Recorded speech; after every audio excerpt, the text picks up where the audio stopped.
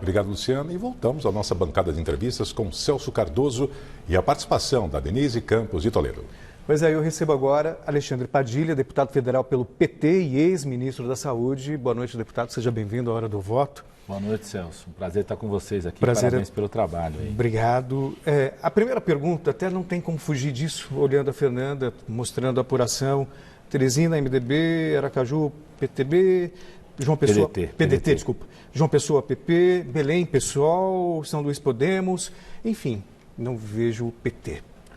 Aqui o senhor atribui essa queda de força do PT, lavajatismo, aos erros do próprio PT, erros de estratégia. Como é que o senhor avalia esse momento? Celso, a gente precisa comparar com o que aconteceu em 2016, né? Acho que comparando com 2016, a última eleição municipal, acho que o PT tem resultados muito positivos, que é um dos poucos partidos que cresceu em número de votos. Agora nas capitais, mesmo algumas delas que citou, nós estamos apoiando as candidaturas que são vitoriosas. Aqui no estado de São Paulo, acabou de ser o resultado de Diadema, que é uma cidade histórica do PT, onde a gente recupera a prefeitura, o resultado final em Diadema. Aqui na cidade de São Paulo, boa parte do petismo se engajou na candidatura do Guilherme Boulos. Então o PT tem avanços positivos em algumas cidades, sobretudo no segundo turno, comparado com 2016. Agora, o PT conseguiu combinar, eu acho, um pouco do legado, reeleger prefeitos que já tinham experiência de ser prefeitos e projetar novas lideranças.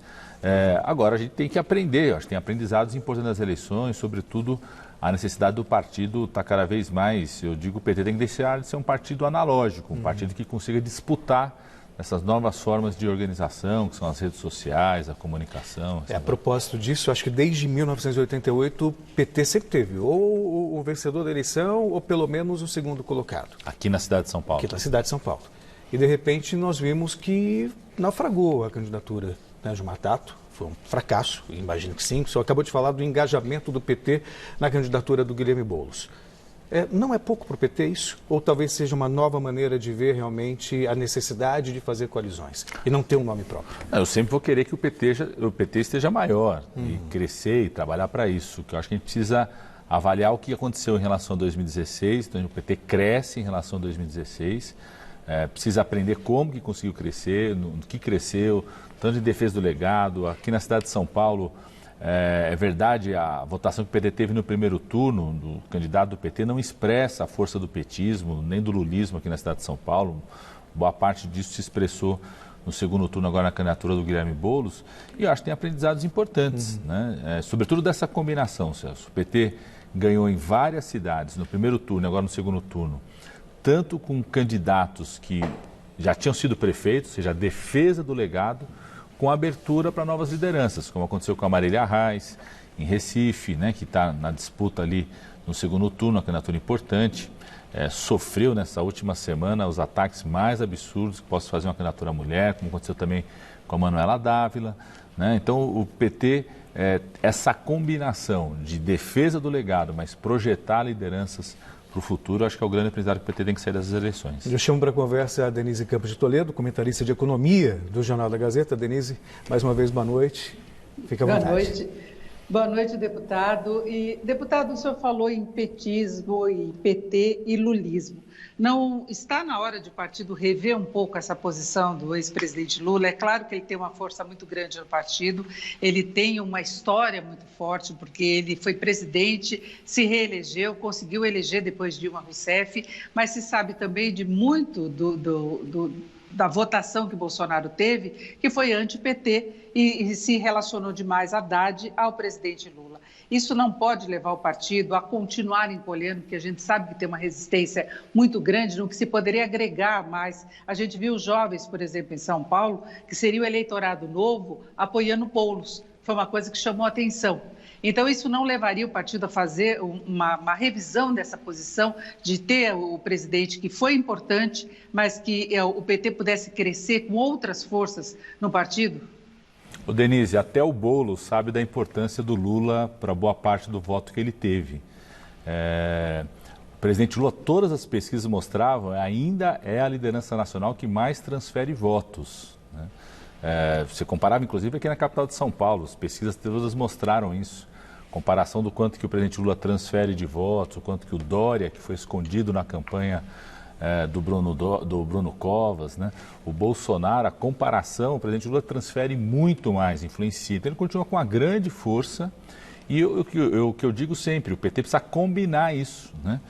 Da defesa do legado do que é o governo do presidente Lula, o que é a liderança política dele, do que são os prefeitos. O PT reelege o prefeito de Araraquara, ganha em Diadema com o Felipe, que já tinha sido prefeito, disputa o segundo turno em Guarulhos com o Eloy, que já havia sido prefeito, está na frente aqui em Mauá, onde a gente também já governou, ou seja, essa combinação do legado com abertura para lideranças novas. Eu acho que projetar lideranças novas é fundamental também. Essa é a grande força que o PT tem. E a capacidade de aprender. Precisa aprender, eu acho que precisa aprender com o processo eleitoral, não só com a eleição, mas com a disputa política hoje, a importância das redes sociais, da comunicação, não só para difundir a mensagem, mas também para ouvir os simpatizantes, ouvir a militância, dialogar com a sua militância. A propósito... Desculpa, vai lá, Denise.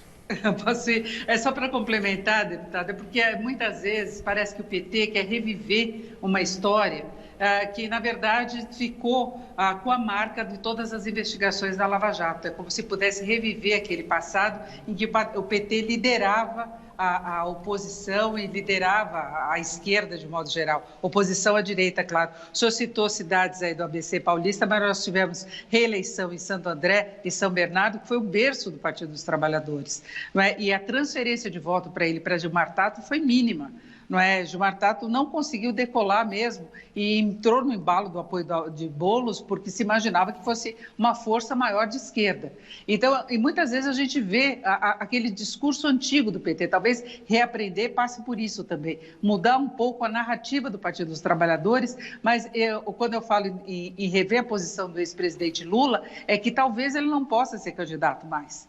Não é? E o partido não consegue descolar um pouco dessa imagem dele como o principal candidato sempre. Denise, quem impede o presidente Lula de ser candidato não é o PT, não é a opinião nem nada, é a condenação absurda que ele recebeu em relação a isso, mas continua com uma grande força política. O PT é um partido que busca olhar para frente, para o futuro. Agora, a gente não quer apagar nosso passado. Eu não vou nunca apagar o fato de eu ter feito programa Mais Médicos aqui para o país, pela primeira vez ter levado médicos em lugares onde não tinha médicos. Eu nunca vou apagar o fato de quando começou o governo Lula, 3% apenas dos negros estavam no ensino superior, quando terminou o governo Dilma, estavam 18% dos estudantes de ensino superior eram negros. Então, às vezes as pessoas querem uma coisa que é o PT deixar de falar aquilo que ele fez também de positivo para o país. Então, nós temos que fazer essa combinação da defesa forte do legado. E é isso que fez com que o PT tenha crescido em votos nessas eleições, tenha aumentado o número de vereadores, tenha lançado lideranças novas importantes, reeleito antigos prefeitos e aprender com o presente e com o futuro. Acho que nós temos que olhar para frente, sim, mas sem nunca esquecer ou esconder as nossas lideranças. O PT não vai fazer o que o Bruno Covas fez, que foi esconder o Dória durante as eleições. Agora, deputado, para a gente encerrar, muito rapidamente, curto. Em 2022, o PT estaria disposto a abrir mão de uma candidatura em nome de uma aliança de esquerda? O PT está disposto a discutir desde já um projeto, primeiro, de oposição ao Bolsonaro, união das esquerdas para a oposição ao Bolsonaro. 2022 está muito longe ainda. O povo brasileiro precisa de um conjunto da união das esquerdas para enfrentar o governo Bolsonaro. Quero te dar um exemplo aqui, Celso, sobre a área da saúde. O orçamento que o Bolsonaro mandou para o Congresso Nacional retira 22% do orçamento do Ministério da Saúde para o ano que vem.